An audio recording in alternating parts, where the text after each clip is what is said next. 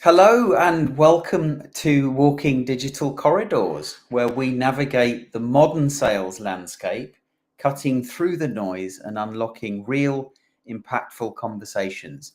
If you're in sales, you already know there is no easy button, but with the right insights, you can walk these digital corridors with more confidence. So, in today's episode, we're joined by Michael Pearson, an expert in procurement who has helped countless sales teams engage more effectively with one of the most critical stakeholder groups in any deal. Michael's deep understanding of procurement has transformed the way sales teams approach this function, turning what many see as an obstacle into an opportunity. So today we'll build upon the discussion that we had last time when Michael appeared on Sales TV and explore fresh insights on how to align more effectively with procurement, uncover the real priorities, and secure better outcomes for all parties involved. Hello, Michael. How are you? I'm very well, thank you, Alex. Delighted to be here. Good to see you again. Good to see you again. So I find this a really interesting topic. So someone like myself that spent 30 years in sales, 25 years in B2B sales. I've experienced procurement many times on different occasions. Always tried to avoid them if I could, or at least have a strong sponsor that could help to mediate, as it were. But tell us a bit more about yourself. Your career in procurement, and why are you now doing what you're doing? Yeah, so I guess I am what you'd call a career procurement person. My very first job after graduating was a supplies management trainee with London Regional Transport, that back in those days ran the buses and the tubes and just the tubes and the buses in London. And then worked my way up across different sectors, FMCG, financial services, professional services, worked my way up from trainee to buyer to senior buyer. And then I guess the last 15, 20 years of my career in procurement leadership roles. About a year ago, I left corporate life. I realized that there was actually a very big demand for me and my knowledge from sales teams who really, as you said in your introduction, were really keen to try and understand and get inside the procurement mind. So that's what I now do. Nice. Well, congratulations for making that step into the entrepreneurial world. And I have to say, I think the service or the support that you offer is invaluable, because many of us in sales have never formally been trained or advised on how to engage with procurement. Now, first topic of the day, price. So many salespeople assume procurement's top concern is price, but we know it's more nuanced. Can you perhaps break down the true hierarchy of priorities in procurement decision making? I mean, there's no denying price is uppermost in our minds, not least of all because almost all procurement people and teams are going to have a savings target that are expected to achieve. So not surprisingly, we are very focused on price. Yeah. But of course, you're quite right. There are many other factors. I think if perhaps sort of list perhaps 3 or 4 of those top factors that I typically see, first and foremost, and above all else, is of course quality. And I mean quality in the broadest sense. Does the quality of the product or service meet at least a minimum acceptable level? Will ongoing support be of the right quality? Does the company itself have quality of experience, depth of expertise, and so on? So that's kind of a given. Third-party risk management, increasingly important. Procurement people are concerned about the financial stability reputational risk, and of course with digital solutions, particularly cyber and information security measures. ESG or sustainability, increasingly important to procurement people. And the last one I'd mention is cultural fit, which can cover a wide range of things, from things such as what's the relative size of me as a customer to you as the supplier, all the way through to do we actually get on with people. But actually, it's a very, very important factor, because in an age where a lot of sectors have matured to the extent there are a lot of very good quality vendors offering very good quality solutions, assuming the price might not be a major differentiator, actually that cultural fit very often is that crucial last factor that makes the decision. Right. Interesting. I never would have thought procurement would care too much for culture. But we do like to think that we are objective and not subjective. But we have all sat in so many presentations, so many engagements with suppliers, and there are some of those engagements where they're saying the right things, but it just doesn't really gel. yeah, And then there's others where it just all comes together, and you just think, yeah, you know what? These are the people we can work with. yeah. Okay. So that's even the feeling that you're getting from the people. It is, and you know, when I'm talking to sales teams, I joke that it's a little bit like going on a date. You know, you can wear your best suit, you can wear the right aftershave or perfume, but you can't guarantee it's going to work. It's kind of either there or it isn't. I mean, there are some basic do's and don'ts. You know, keep to timings, keep your in jokes to a minimum. Don't get upset by the annoying person on the client side whose job it is just to disrupt you and throw your proposal in the bin ostentatiously. But apart from managing those type of activities, as any salesperson will probably tell you, it's either there or it's not. Yeah. Do you sort of plan to have one of those people, those awkward people in the room when they're doing it? I don't. And I've not had too many of them on my side of the fence, but I've spoken to plenty of salespeople who have had them. They've all got a tail, and I think the more experienced you are, the more you come to realise that, first of all, that's just the role they enjoy playing. They're not. It's not personal. They're probably doing it with all potential suppliers, and you know what? They're probably thought of by their own colleagues as being something of an idiot. So, you know, you just have to move on and not get too upset by it. Yeah.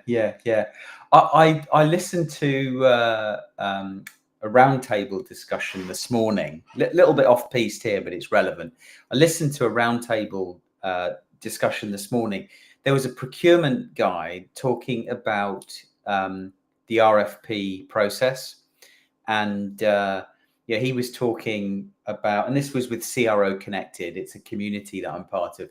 He was talking about the fact that if there's so much choice available, there might have been a short list or a short long list, let's say, but if there is so much choice available where the supplier is almost a commodity, then his attitude would typically change and even be somewhat sort of combative, because there's no need for procurement to work with the organization, as it were. Is that something you've experienced?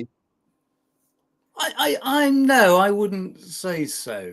Okay. Not least of all, assuming you're entering into a partnership with this supplier that's going to last some time, and whilst procurement might just do the deal at the beginning and then never be involved again, nevertheless, you do want to start the relationship on a reasonably positive footing. Now, of course, you can be combative, and you can do that in a way that leaves somebody respecting you rather than disliking you. So I think if it's done in the right way, possibly it can have the right effect. But no, I'm not sure I fully recognise that. Okay. Well, that's good to know. I'm triangulating all of this feedback to get a really true picture.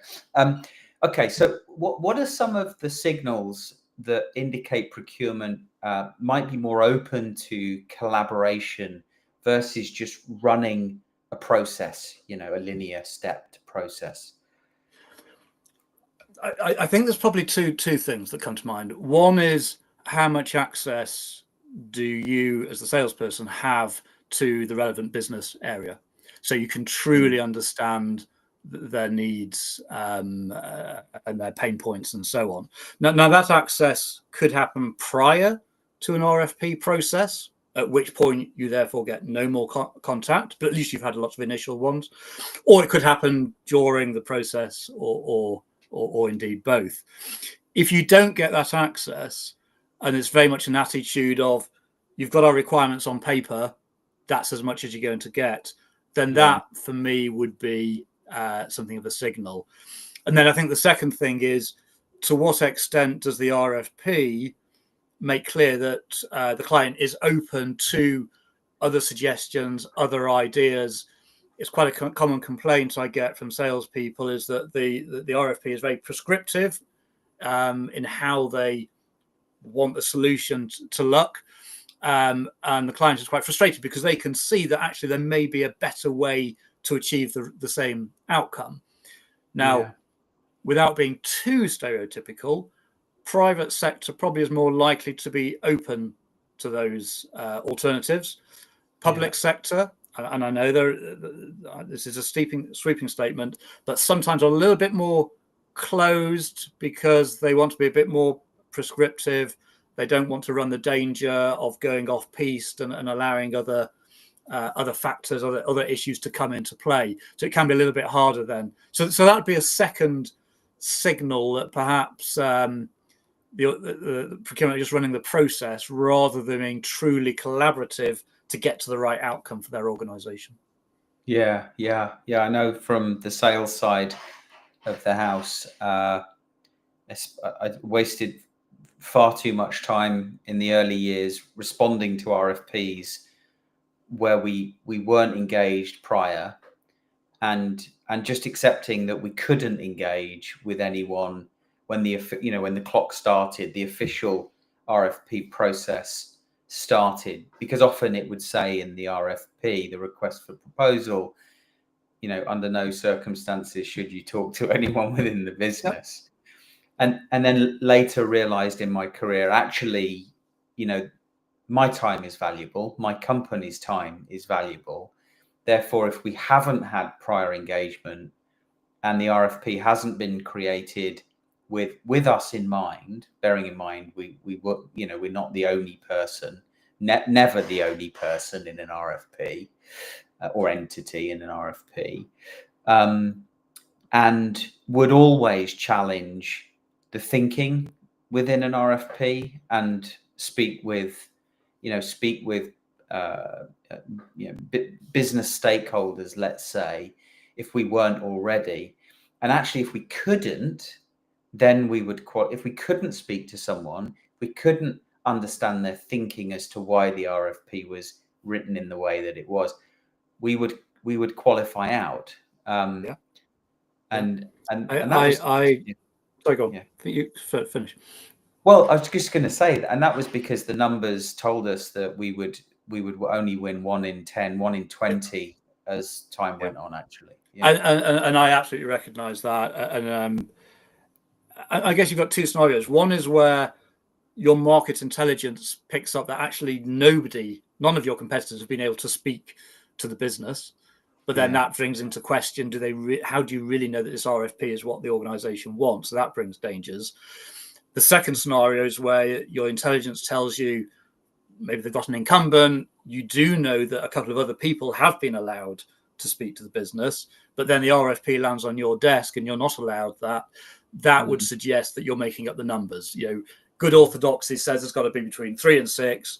They've got 2 or 3 that they really want to have in. You're making up the numbers.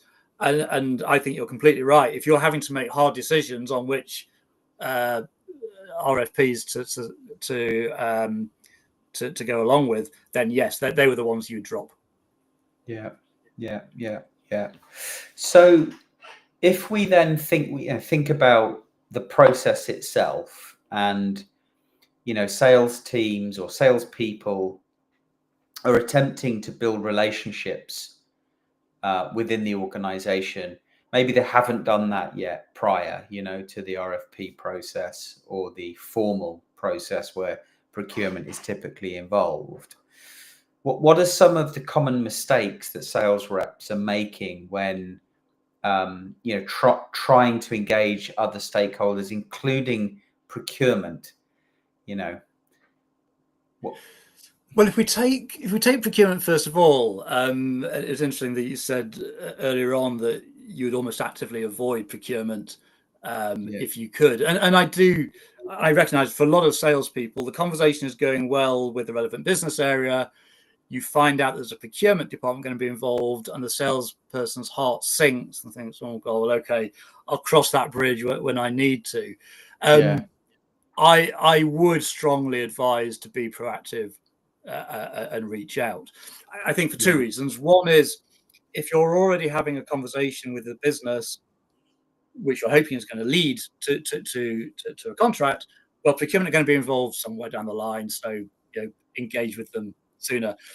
If you're not having any conversations anywhere in the business or not getting anywhere, actually procurement could be your best friend, because most procurement departments do see it as their role to introduce new suppliers into the business.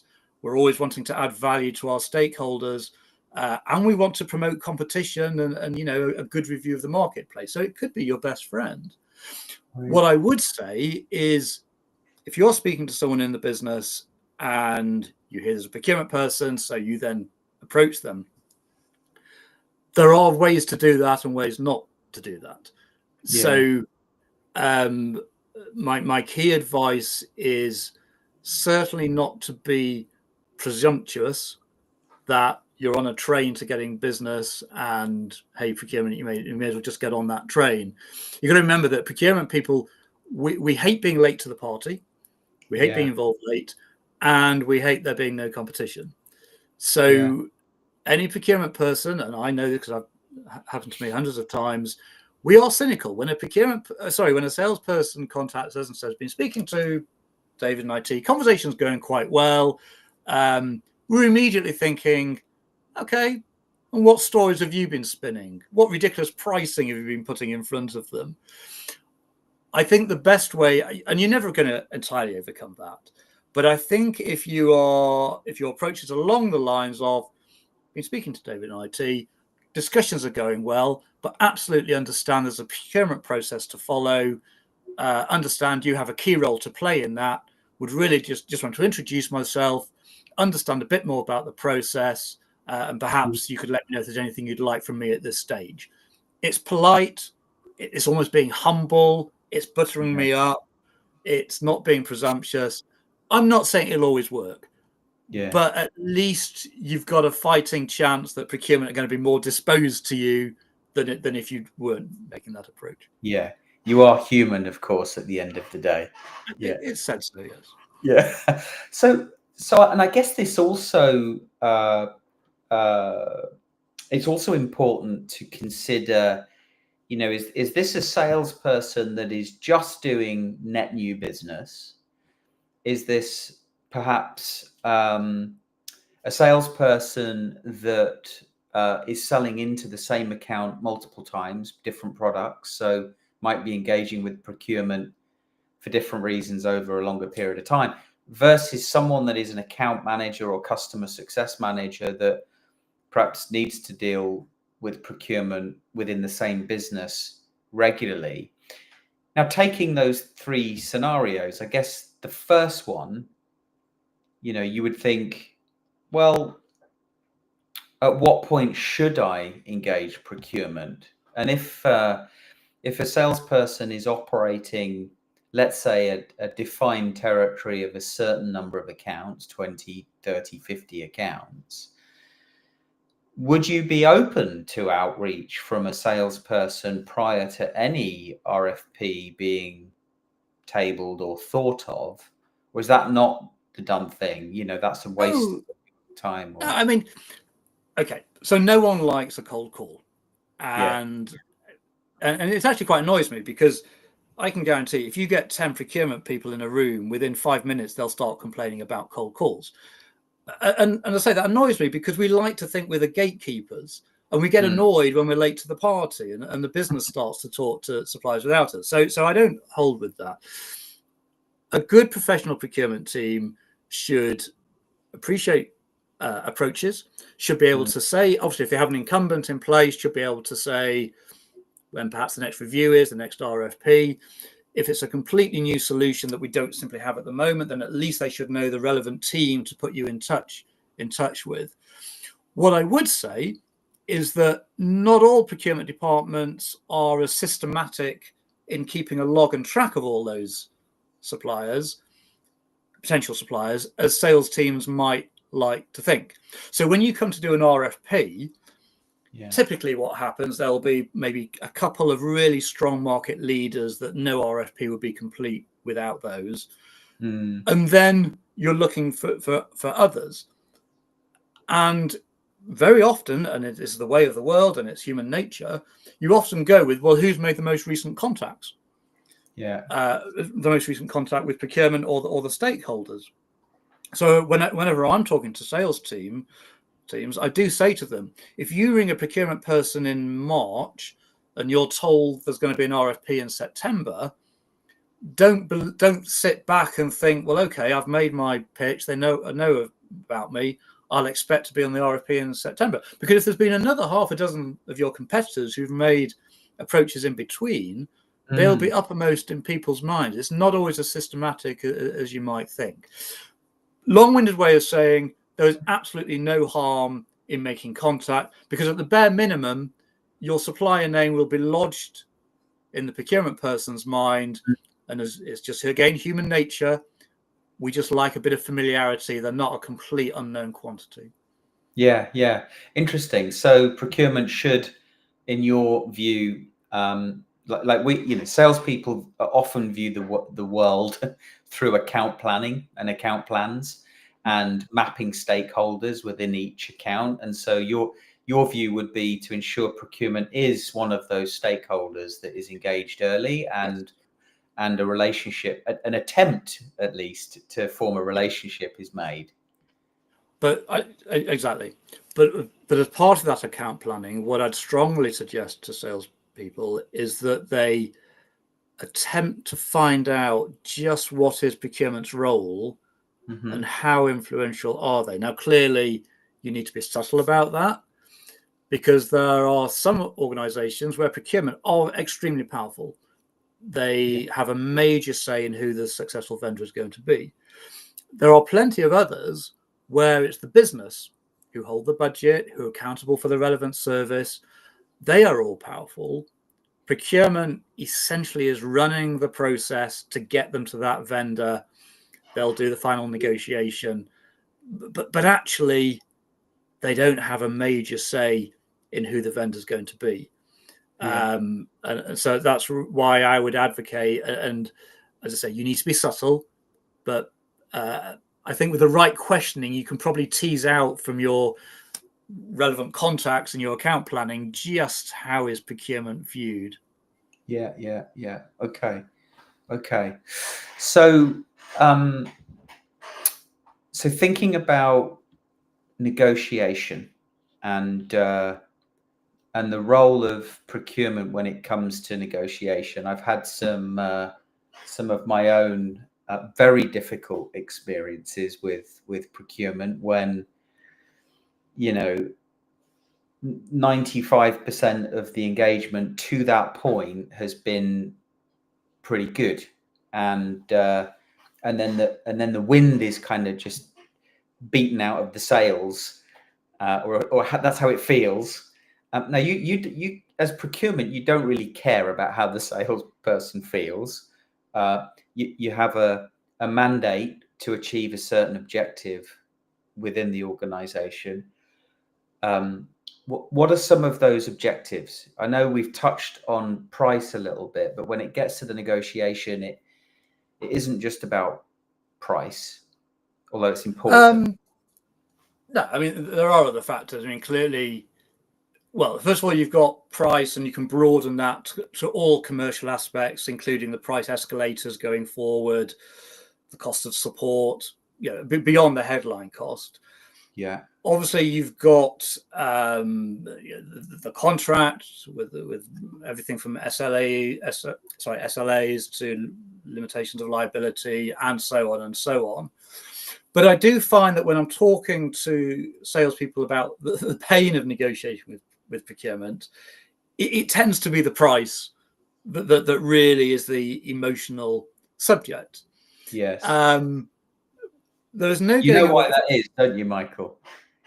Because their commission is tied to it. Yeah, absolutely. And that's where I guess our interests are almost diametrically opposed, because the salesman is trying to get as high a price as he can for his own personal commission and also for overall profitability of his organization. Yeah. We in procurement, of course, are trying to do the opposite. I make no bones about the fact that in any negotiation I had, it was my personal mission to get the lowest price I could out of you, to the point where you were walking away, to the point where tales were told within your organization, we've never gone that low before.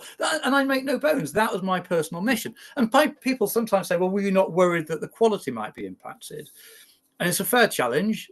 I guess I would always take it on trust that a sales team ultimately would not go beyond a price that they knew they couldn't actually deliver the service on. So if you take the starting point that I'm always going to try and get your lowest price, procurement people, we actively enjoy the negotiation process. We are never, ever going to believe that the first price you give is your lowest price. Even if it's been negotiated to that point, you always believe there's some more to go. Well, if procurement had not themselves been involved in it, then yes. If a business area said to me, you don't need to negotiate any further because I've already beaten them up on price, I think, well, that's great. But yeah, I'd be cynical. And probably I've come across plenty of stakeholders. I should say most procurement stakeholders don't enjoy negotiating, and they're very upfront about it. They don't enjoy it and they're happy to leave it to us. But of course, there are people out there in the business who do actively enjoy it and will often tell me what a fantastic job they've done without being too cynical. I think often the reason they believe they've got a good job is because the salesman's told them, oh, you took the shirt off my back. And actually, when you look at the deal, the headline price might be pretty good, but then you get under the hood and you realize that you're being screwed on maintenance charges or professional services, or there's a 5% escalator every year, whatever it might be. So to answer your question, I would certainly always believe that there's still something to be negotiated. And of course, that I appreciate that gives salespeople a dilemma in an RFP, because you've got to be competitive enough that you're going to be on the shortlist and not blown out at the first attempt. But equally, you've got to leave enough fat there, because if you don't, it sounds really silly, but you're going to upset procurement. Procurement will just not believe you if you were to say, I'm sorry, as an RFP, we've absolutely given you the best price. There is no more to be given. I mentioned earlier, all procurement people have a savings target.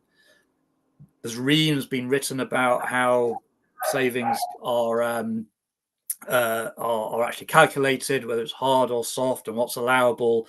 But putting that all to one side, it's by negotiation that we very often make most of our savings targets. So if a supplier simply says, that's it, there's no more to give, you've got my best price straight away, you're going to upset procurement, unfortunately.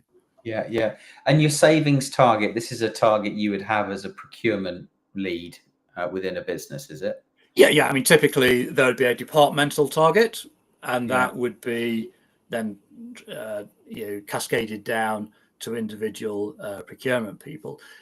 Interestingly, it is relatively unusual for that savings target to then be shared by the relevant business area.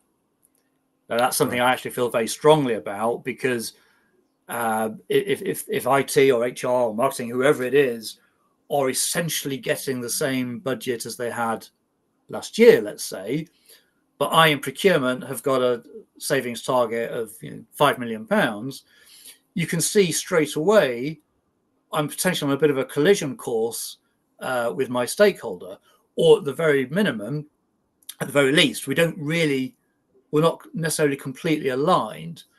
I'm a strong believer of having savings targets baked into departmental budgets, and then they see procurement as the team that can help them to achieve that. But in Yeah. my experience, that's relatively rare. Okay. Maybe not if you're buying commodities, it's slightly different. Procurement people are likely to be asked during the budgeting round, what's your view of commodity pricing in the coming year, and you price that in. But certainly where it is more indirect spend, which is predominantly what you have in financial services, professional services organizations, very often procurement aren't involved in the planning round. So over here, you've got the business being given big sums of money, being provocative, and over there, you've got a savings target being put into procurement's objectives, and they aren't really aligned. Right. So if there's a situation which happens often, where a supplier is replacing an incumbent, if you can structure your pricing so that from an IT perspective, because there might be a combination of different types of products and services being provided, but let's say you could demonstrate that the IT cost was lower than what they were spending, that would be a big tick against your IT savings target. Is that how it Yes. works? Yeah. Okay. Yeah. But it's then, more about, yeah. But in reasonably sophisticated organizations, the finance director will be saying, that's great procurement. You've chalked up and you've claimed £100,000 saving. So therefore, I'm going to reduce the IT budget by £100,000. Therefore, Right. I make sure that saving absolutely hits the bottom line. That is likely to upset IT. Yeah. So you can then see Okay. how it's a very fraught area. Yeah. And my questioning is really coming from a perspective that is there a unique piece of insight there that as a sales team we need to know about, so that we can tailor our approach to that and therefore differentiate ourselves against the competition? Well, I certainly think if you at least understand procurement, we're never going to believe your first quote, and they are conditioned. And you know what? Even without a savings target, procurement people's mentality is just in our DNA to want to negotiate and get the best price. I think most salespeople probably understand that. I do think on a practical level, if you can get a good enough rapport with the procurement person where you can have that conversation, which almost is along the lines of, what is your personal objective in this? How can I help you to achieve your target? There are some very simple ways. For example, if you are giving away a freebie or value add as part of your proposal or in negotiations, ascribe a dollar or pound value to that, because that can make it easier for procurement to claim it as a bona fide saving. There you go. It's in the proposal. Here are some value adds that are worth £50,000, and I'm going to claim them. There's little things like that you can do. I was talking to a salesperson at a conference late last year, and he told me a really interesting story of how, through conversations with the procurement person, he actually restructured the timing of the deal to help the procurement person achieve their objective. It must have been straddling over 2 financial years or something like that. Didn't impact his organization, didn't impact the buying organization, but it personally helped the procurement person involved. And I don't think I've ever had any salesperson ever acknowledge or recognize that I've got my own target and maybe he or she could help me in some way. Wow. You That need to sounds, build rapport to do that, yeah. and that going back right to what I said at the beginning, building up that early positive vibe or impression with procurement is all laying the foundations for sometimes having even more open conversation.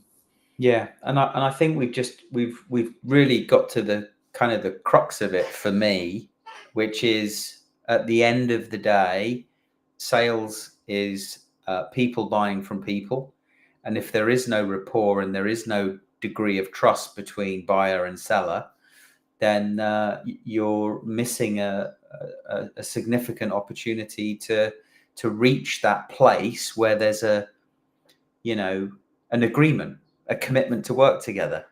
Yeah. The last piece I always cover in my training sessions with sales teams is what are the topics at the top of people's minds, procurement people's minds, and it's things like, why don't we have a seat at the top table? Why are we not valued? AI, third-party risk, sustainability. And when I speak to salespeople and say, why should you be interested in this? I tell them, if any salesperson had ever sat down over a coffee and asked me my view on these things, I would have been seriously impressed. Impressed that they weren't just talking about themselves and their product, and they were asking me a question, and the fact that they knew these were the kind of things that procurement people are interested in. I encourage salespeople on LinkedIn to follow procurement people in the same way as I now follow salespeople. I'm learning so much. If you just follow one or two procurement thinkers, you will know the kind of subjects that are getting spoken about and drop them into those little conversations you're having with procurement. It will help build rapport. Yeah, fantastic. Well, Michael, it's lovely to see you again. I wish you every success in your ventures, your business ventures. Thank And you. unless there's anything else you have on your mind that you want to share with us, a final parting thought. I suppose the final parting thought is don't shy away from procurement. Be proactive. They can be your friend. And if they're not your friend, at least you're going to be on the front foot rather than the back foot. Brilliant. And where can people find you if they want to engage with you and learn how to engage with procurement? Yeah, so my organization is called Inside the Procurement Mind, www.insidetheprocurementmind.com, or michael.pearson at insidetheprocurementmind.com. Fantastic. Or on LinkedIn, of course. Of course. Well, have a lovely weekend. And Thank you. until next time, everybody, have a great rest of the week. Take care. Bye.